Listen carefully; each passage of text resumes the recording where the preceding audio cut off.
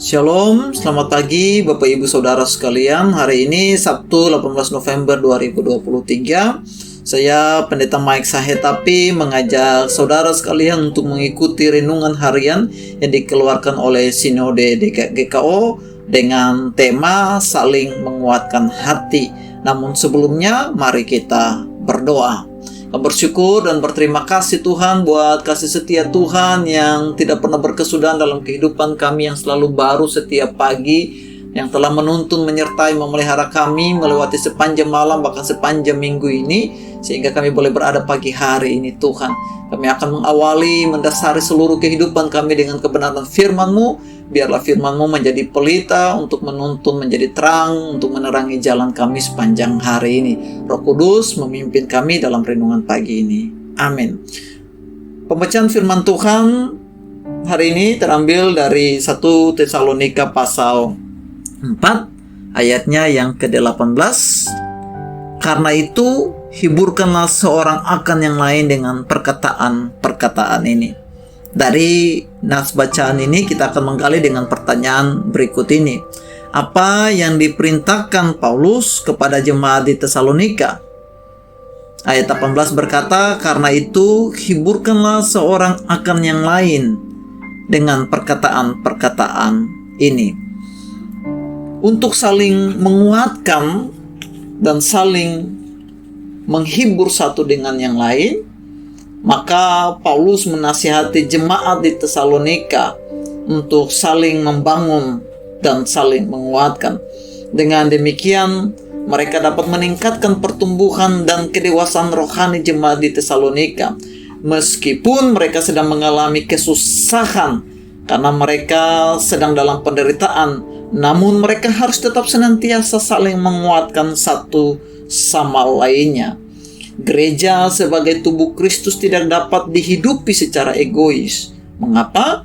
Sebab ketidakpedulian dalam sebuah kumpulan yang seharusnya bekerja sama akan menghasilkan kehancuran bersama. Rasul Paulus tahu benar apa makna persekutuan.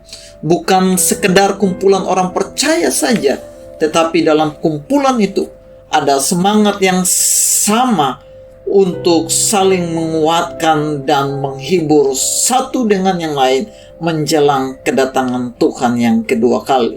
Dalam semangat itu ada tindakan kepedulian satu sama yang lain, sehingga yang lemah dikuatkan dengan yang kuat dan yang kurang semangat dimotivasi dengan yang berpengharapan. Semuanya bertujuan supaya iman mereka tetap terbangun dan berdampak bagi sekitar. Ingat, kita dapat membunuh orang lain dengan kata-kata kita, tetapi kita juga dapat memotivasi dan membangkitkan pengharapan orang lain dengan kata-kata kita. Sebab kekuatan sebuah jemaat tidak dibuktikan dengan banyaknya jumlah orang yang berkumpul, tetapi sejauh mana kita yang ada di dalam kumpulan itu peduli untuk saling menasihati dan membangun. Pertanyaannya adalah, apakah kata-kata yang kita ucapkan di tengah-tengah jemaat dalam komunitas kita, baik keluarga dan gereja, sudah memotivasi dan menguatkan hati serta memberikan pengharapan bagi yang lain atau belum? Atau jangan-jangan perkataan-perkataan kita lebih cenderung untuk perkataan-perkataan yang menghakimi, yang menjatuhkan, yang melemahkan.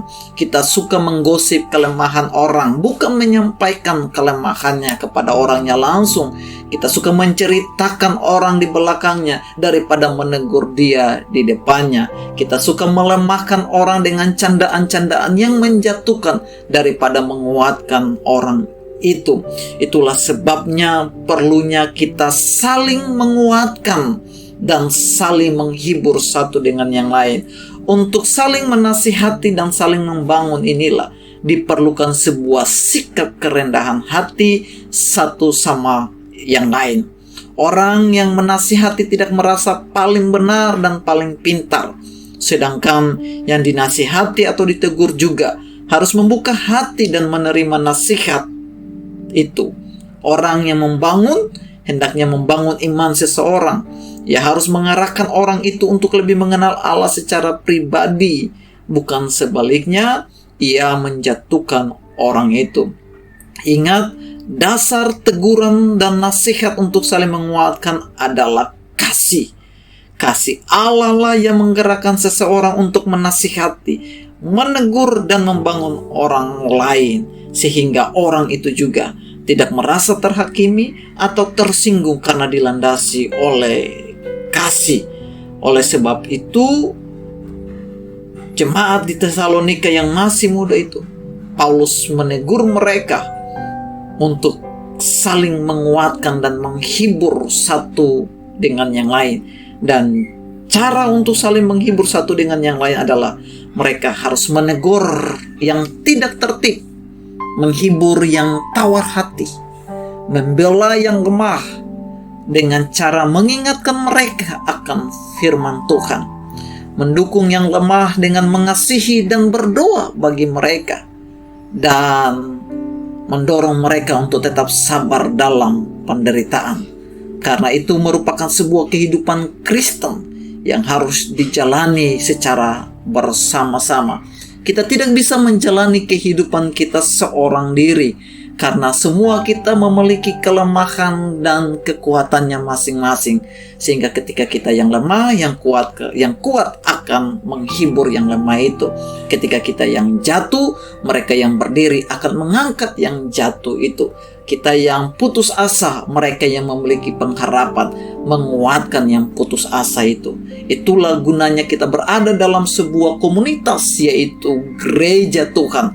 Oleh karena itu, Bapak Ibu, jangan pernah menjauhkan diri dari komunitas gereja kita. Karena di dalam komunitaslah kita saling mendoakan, kita saling menguatkan, kita saling menghibur, kita saling menasihati satu dengan yang lain, sehingga kita boleh bertumbuh bersama dalam sebuah komunitas. Ketika kita menarik diri dari komunitas gereja kita, maka kita akan mengalami kelemahan. Kita tidak akan pernah bertumbuh, karena pertumbuhan sejati terjadi hanya dalam komunitas saja.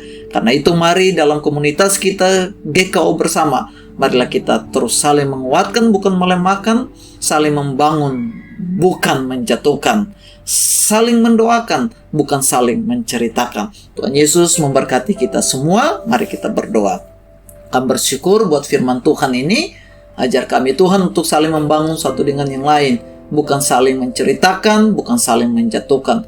Tolong kami supaya kami dapat melakukan kebenaran firman Tuhan ini sepanjang hari ini. Dalam nama Yesus kami berdoa. Amin. Tuhan Yesus memberkati kita semua. Shalom.